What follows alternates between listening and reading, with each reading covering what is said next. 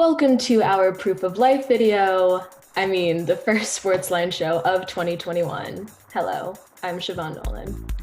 And I'm Tyler Small. We hope you all had a really great Christmas, Hanukkah, New Year's, whatever you prefer to celebrate. Siobhan and I celebrate Christmas, and Siobhan actually got me a Christmas present this year. And I've been waiting until this episode to open it, so let's see what we got here. Uh-huh.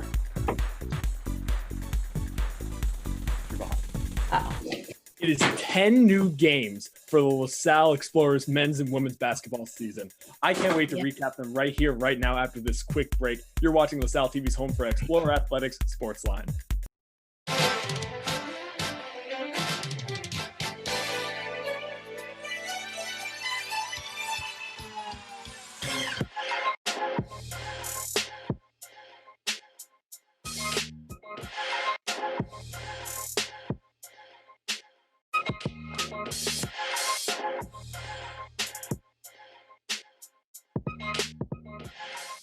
Welcome to SportsLine.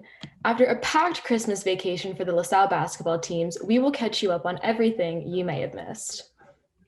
And later, we got a chance to sit down with the sophomore guard for the LaSalle Explorers women's team, Claire Jacobs, to talk about this crazy season that we've been in so far. But first, let's start with the men's side and talk about their non-conference play that they've been in since the start of the 2021 season. The men's basketball team picked up their first win of the season after losing 3 straight to start off the season, which included a crushing 63-59 defeat to Army. Jack Clark shined in the 80-62 victory against Lincoln, totaling 15 points and 9 rebounds. The Explorers carried that momentum into their next game against Drexel, winning 58-48, led by the play of Jack Clark, who was again their team leading rebounder, this time collecting 13, while Anwar Gill led in scoring, totaling 15 points and adding 8 rebounds. After dropping to UMass, the Explorers faced Delaware, where they picked up a 10-point victory that saw David Beatty, Jameer Burgess, and Sharif Kenny score double figures while also out-rebounding Delaware by 2. LaSalle then went on the road to take on Maryland. They came up short, losing 84-71, but got good inputs from Clifton Moore, Jack Clark, Sharif Kenny, and Anwar Gill, who shot a combination of 10 of 13 from the three-point line. Now for the Atlantic 10 play. On December 16th, the Explorers faced off against the University of Massachusetts. A back-and-forth first half saw the Explorers down just 1 at the break, but things turned into the Minutemen's favor after a 20-5 run put on the other side, putting them up 64-50. Another 15-5 tear saw the contest end 85-66 in UMass favor. However, things did turn around for the Explorers when they took on Dayton on December 30th. Overcoming a 16-2 deficit from the start of the game, LaSalle found their footing in the second half. Sophomore Sharif Kenny started a 9-2 run that put the blue and gold ahead 40-38. The teams then went back and forth, with Dayton eventually catching up to the Explorers and tying the game at 60 with just a minute to go. Junior Clifton Moore secured the LaSalle victory 67-65 by sinking an 18-foot jumper with just 2.5 seconds left in the game. The domination continued when the Explorers obliterated Fordham at home on January 2nd. An early lead courtesy of senior David Beatty and junior Clifton Moore turned into a 14-0 run that put the Explorers up 21-4. Thanks to redshirt senior Scott Spencer's 8 points over the last 3 minutes and a half for the first half, the LaSalle men went up 45-19 at the break. The Explorers' offense was on fire for the rest of the game, as they emerged the clear victor, finishing off the Rams 89-52.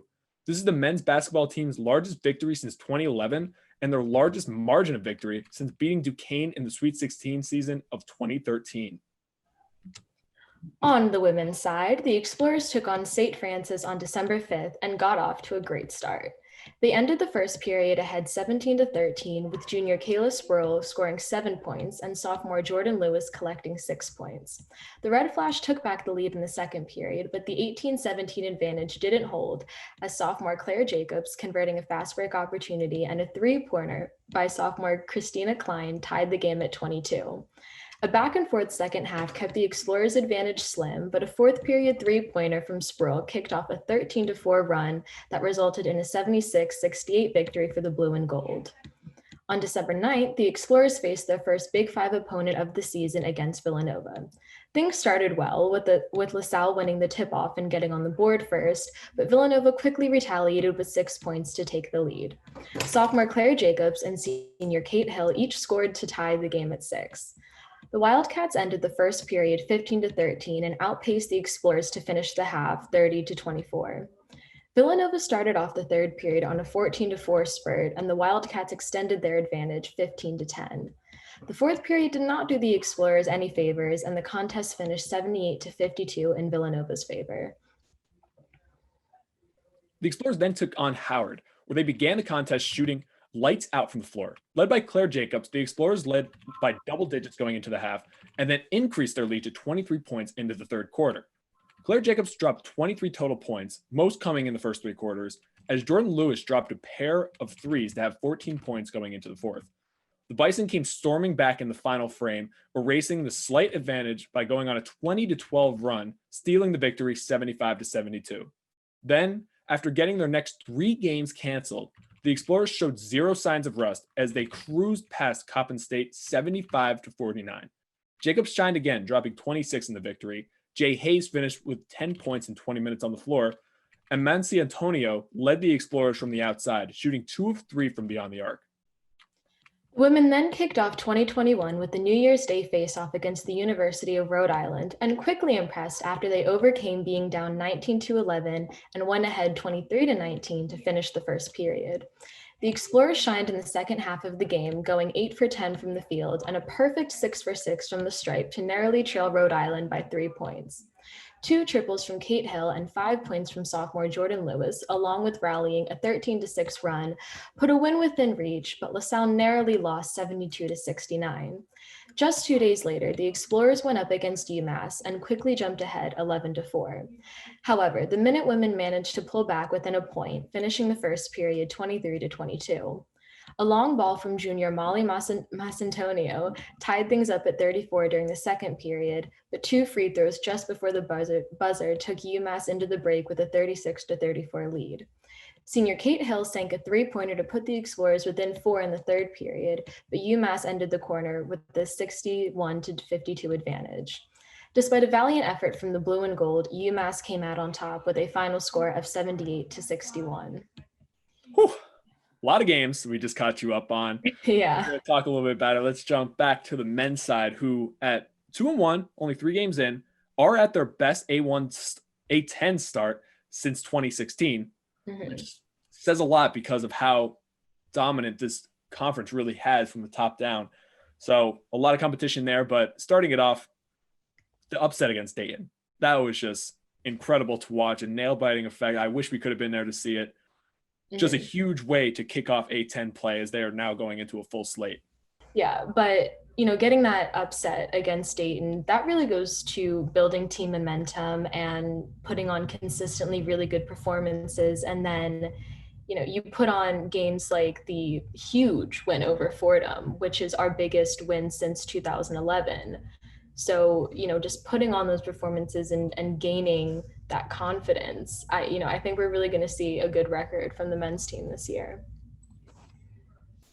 Oh, absolutely. I mean, we just have seen so many different assets of a game that has been either capitalized from last year or adjusted from last year, just getting to this kind of point. And I think above all else, from the start of the season, Jack Clark has been such an incredible addition to this team. I mean, he was around the team last year, unfortunately had to redshirt due to injury.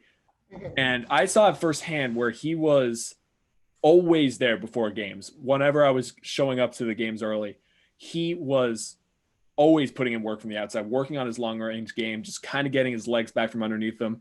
And his legs are certainly back from underneath him, not just because of the scoring numbers, leading the team in points per game with 9.9, but also just the rebounding numbers is so huge. Not having to put all that emphasis on Jared Kimbrough, that a small forward, power forward, wherever he's going to kind of be situated, can go out and get those numbers that he needs. Just huge to kind of keep control of the ball. And I think that's a huge factor as to why LaSalle's off to the start that it is. And I'm going to be completely honest. He was not a name that I expected to see this season. You have your David Beatty's, Gerard Kimbroughs, names like that, like we're used to hearing. But with Jack Clark, I don't want to say he's a dark horse or an underdog of sorts, but he was just someone that I saw his name a lot and I was like, wow, this guy is really showing up. And it was not one that I expected it, but obviously any big performance like that is going to be much appreciated by the team and the fans. So just having those standout performers, it's really going to be good for the team as a whole to have that leadership and that examples. And I just think we're in for a really good basketball season. Absolutely. And you're right. Like the names that we've seen, it shows how much we know, like that the coaching staff knows a lot more than we do, just as two talking heads here. Because at the same time, Jameer Brickes, Clifton Moore kind of getting inserted. We didn't know exactly what we were going to get to see from them, of course, as we did not cover them nearly as much as we did the returning players for this Explorers team, but both averaging 7.5 per game, shooting lights out from the floor, has been another incredible addition, so that you can take the players and what you already know what you're getting from your Christian Rays, your Ayinde Hakeems, and you could capitalize it with it. I mean, one of the things we say every time, and we also said it in the interview with Cale Beers, is you never know whose night it's going to be. I mean, there are some games where we were just looking at the David Beatty stats before we started recording. He went on a run where he scored 17 points, 18 points, 14 points in a game. And there were other games where he was passed first, and he kind of gave it to Jack Clark. He gave it to Jameer Brickes. He gave it to Anwar Gill. So just so many names, and I think that's such an advantage for this Explorers team. Oh, absolutely. When, you don't need to rely on one or two star players to have a good night because obviously they're human. They're not going to be perfect every single night. So the fact that we have a team of guys who, any game that they play, we know that 1, 2, 3, the whole team is going to have a good night. And that is really promising for us. So we are definitely in for a treat this basketball season. Even if we can't go out and see the games, we can still enjoy the results that come with it. So looking for the men's to the women's side now. As the men started out 5-5 now, not sure if I mentioned that. Women's just behind 3-5. And in all honesty, they have been playing such good basketball that they could even have a better winning percentage if they didn't have those 3 games postponed or canceled. Yeah, that's just terrible to have that many games postponed and you're not really sure when they're going to be rescheduled or what's going to happen with traveling and all that. But considering the circumstances and how much adversity they face because of that, they've been handling it very well. They've been keeping that cool head. And even when they have lost or, games haven't gone their way, it hasn't been by that big of a margin. A lot of their games have been very close in points. So I think that really speaks to their offensive capabilities. We see a lot of different names on the score sheet. So that's another advantage. The women's basketball team has a lot of those names that can contribute during games as well.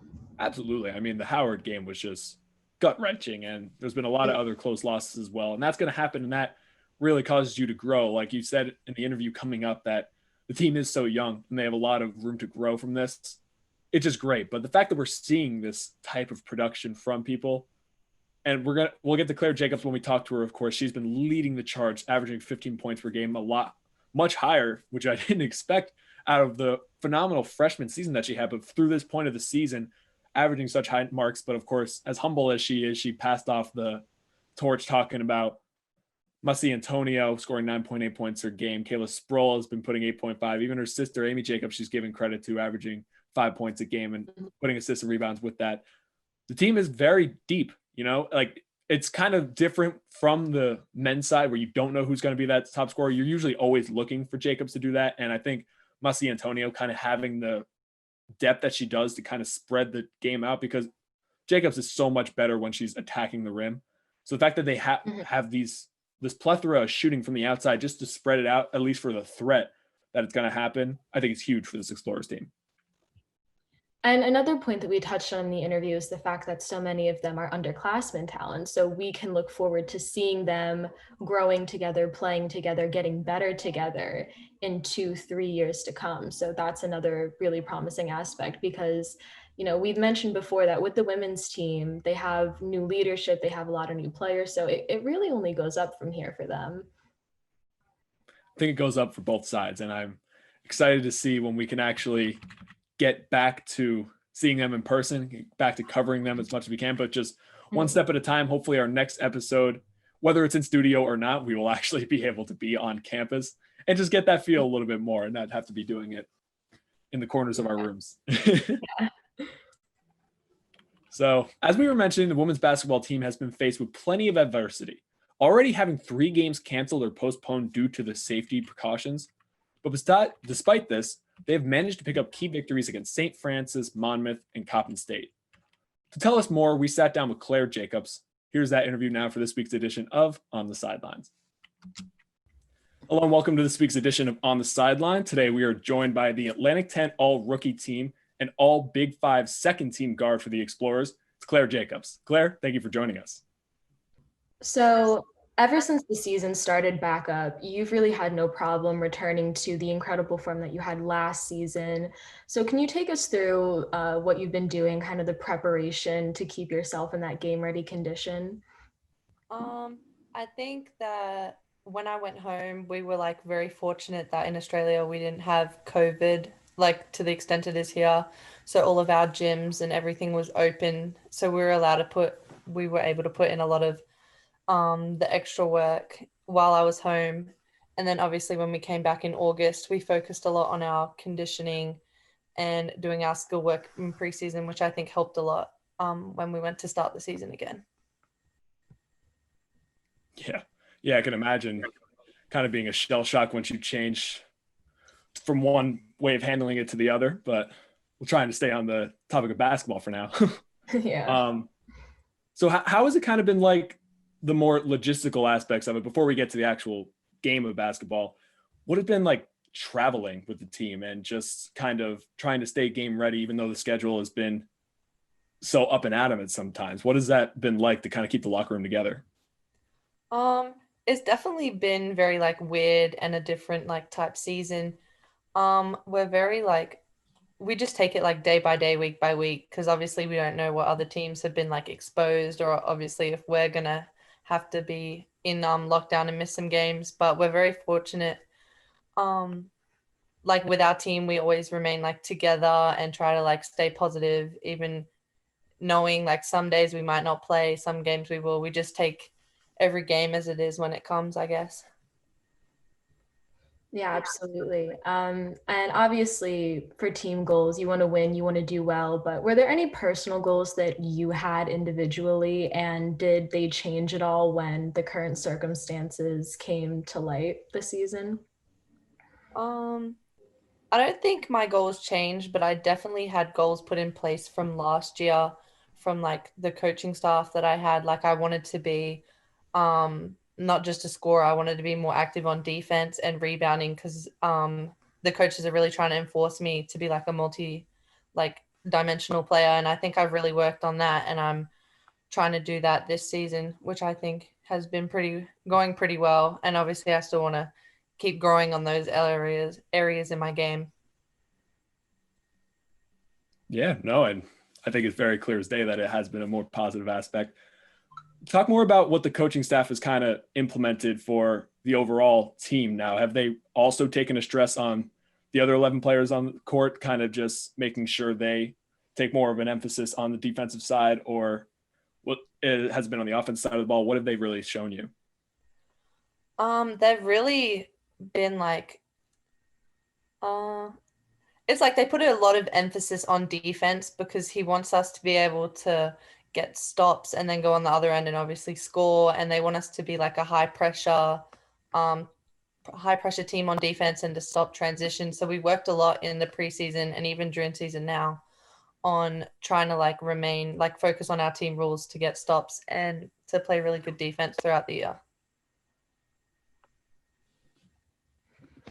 And so you've earned plenty of honors last season. You know, you're definitely one of the star players for LaSalle, but does that put any pressure on you and how you play your game? I think there's always a little bit of pressure that comes with like when people expect things from you, but I try not to think about it and just play, I guess, and then try to move forward and just be better so that the team can have a better outcome, so that we win games and obviously we'll hopefully win a championship. Now, talking about this year as compared to last, what are some of the either positive things that you think have come from last year's successes, or some of the things that changed last year that maybe didn't work and now you've changed it to be better for this upcoming season? I think definitely being successful last year has like increased my confidence this year going into playing. I just feel more confident in what I'm doing on the team.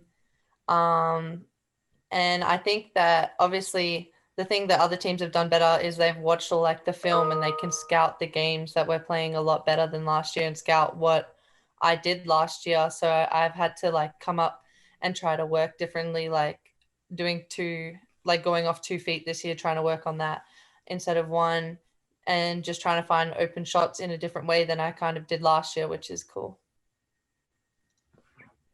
Now, another really interesting aspect of this team is the amount of underclassmen, freshman, sophomore talent, including yourself. So, with that in mind, what do you see for the future of the women's basketball team now that you have this really great class of players that are going to stay with the team for the years to come? I think it's very exciting that there's so many like young ones of us who, once we like learn to adapt and we undertake Coach Mountain's like rules and how he wants us to play, and then we all gain like experience from playing obviously like this year, next year, so that when we get into like our junior and senior years, we all know what is like the baseline standard and we can grow on that. And hopefully like we'll all be on the same page. So it's pretty exciting. So coming up, you got St. Joseph's twice back to back. It's obviously very different being able to look up and not see any fans in the crowd. I feel like there's more of an emphasis on nobody being there for these sort of rivalry in city kind of games. How do you still find the way to get motivated for a game and still get the job done?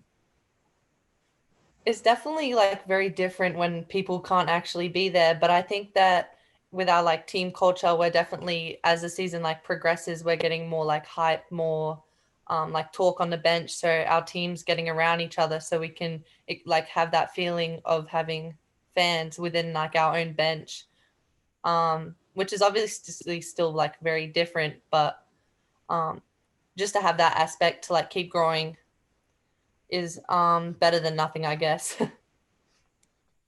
Yeah, and it's still pretty early in the season. You've still got plenty of games to go. So I have to ask, who do you think is going to put up the better numbers this season, you or Amy?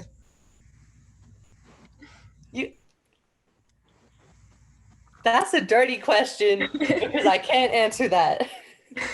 I'm gonna say me, but she is putting up good numbers too. Yeah. Oh no, it's a healthy competition, and obviously both the production has come from both of you guys. So I'll try and rephrase that not as a dirty question. Who else like around the team like have you not necessarily been surprised about because you've been working out with them all season, but like who is one of the bigger names that the fans should be knowing about that has been performing throughout this Christmas break that deserves some of the attention? Kayla Sproul, definitely. She's a big standout. And I think Molly is is doing well to come in from being redshirt last year. She's putting in like consistent numbers. Kate Hill, obviously. And I think, and Haley stepped up from last year, which is exciting as well. So I think overall, our team's doing pretty well. All right, great. Well, Claire, thank you again for stopping by with us for a quick chat. I really appreciate the time. Thank you. That just about wraps it up for us this week. Keep up with the upcoming sporting events by visiting goexplorers.com or check out this week's edition of The Collegian. Also, check us out on Facebook at facebook.com/LaSalleTV and on Twitter at SportsLine LTV. We welcome you to send your thoughts and suggestions there. For Claire Jacobs and our entire SportsLine team, I'm Siobhan Nolan. And I'm Tyler Small. Thanks for joining us, and we'll see you at the game.